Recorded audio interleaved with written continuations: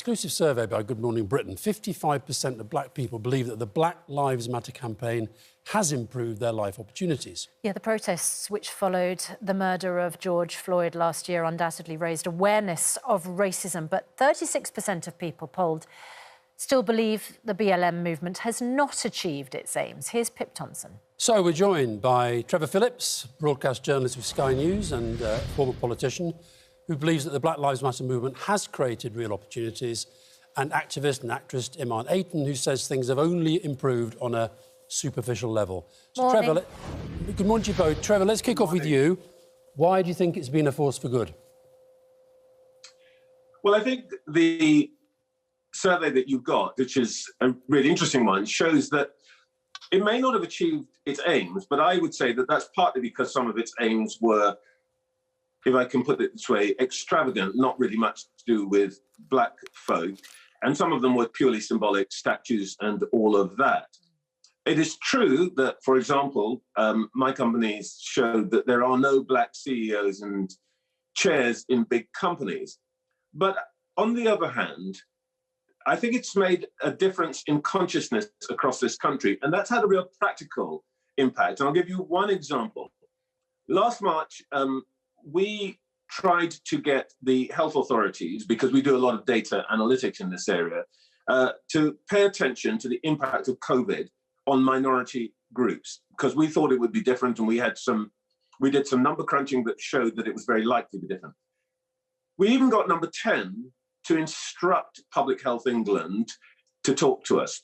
But actually, we couldn't really get them to do anything.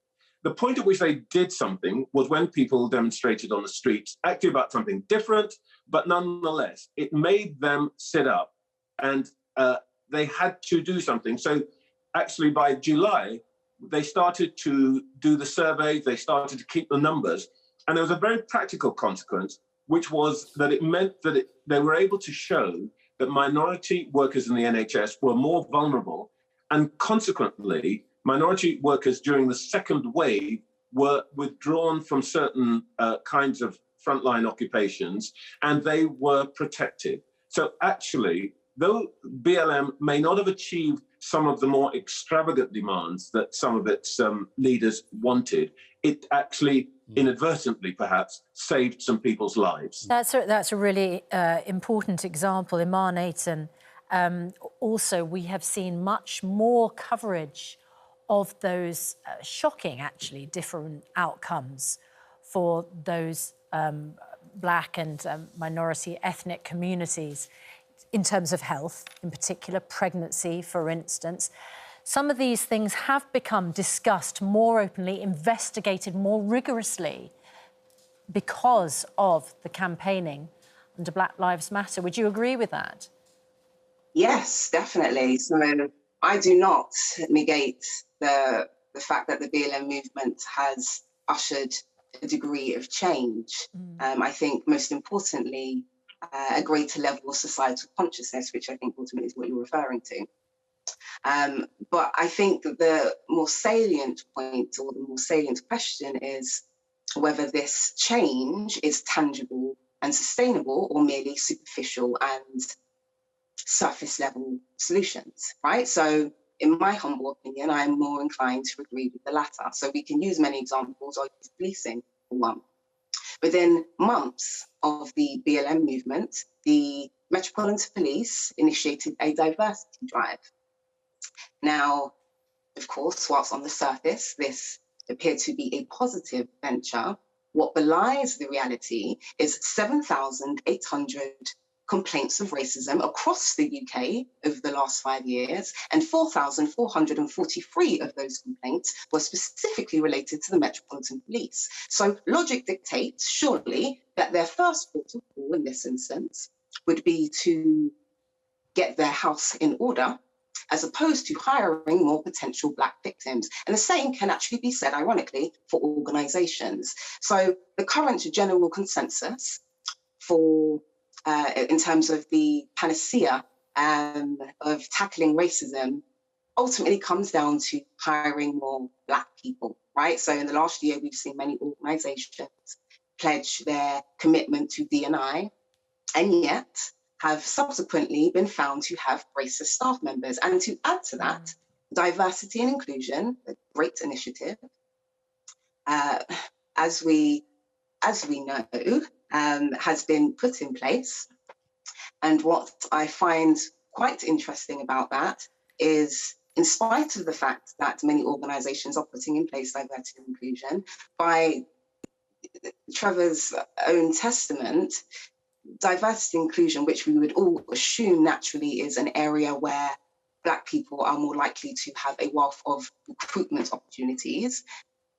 I believe it's the Green Park survey in August 2021, again by Trevor's own admission, nearly 2.3 of the senior D&I roles are actually headed or filled by white females. So ultimately, it's all well and good that there is more representation and that organisations feel the need to have Black representation. That's excellent.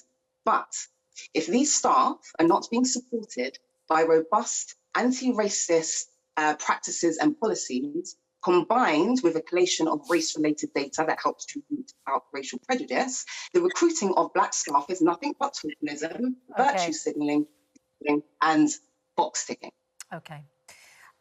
Unfortunately, we've just lost the line with Trevor Phillips. But yeah, Iman Aitan, you make a very powerful point. You know, it's all very well to have the staff, but they need to be supported within an organisation. Trevor's back.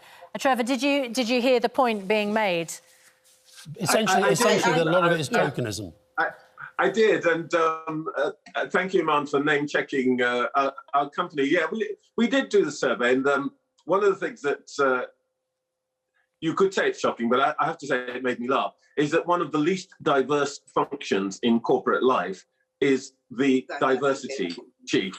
And I think there's a point there. However, look, the data that Iman quotes about reporting in relation to the police, actually what we think is probably happening there is that Black people who previously would not have bothered to report an incident are doing so. And that's why those numbers have gone up.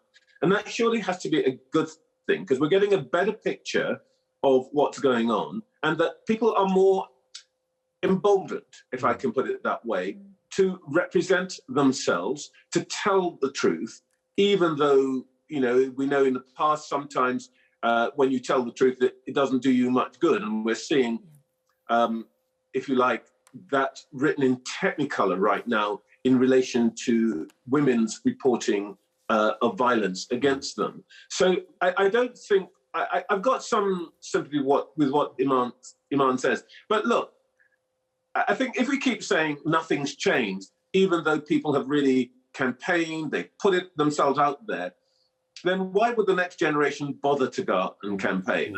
I think you can always say... I think there's no doubt whatsoever, Trevor, that the next generation is going to be campaigning on this. I think this one it's there for the long term. Listen, thanks for bearing with us with the technical problems, and we'll speak to you both again soon. Thank you.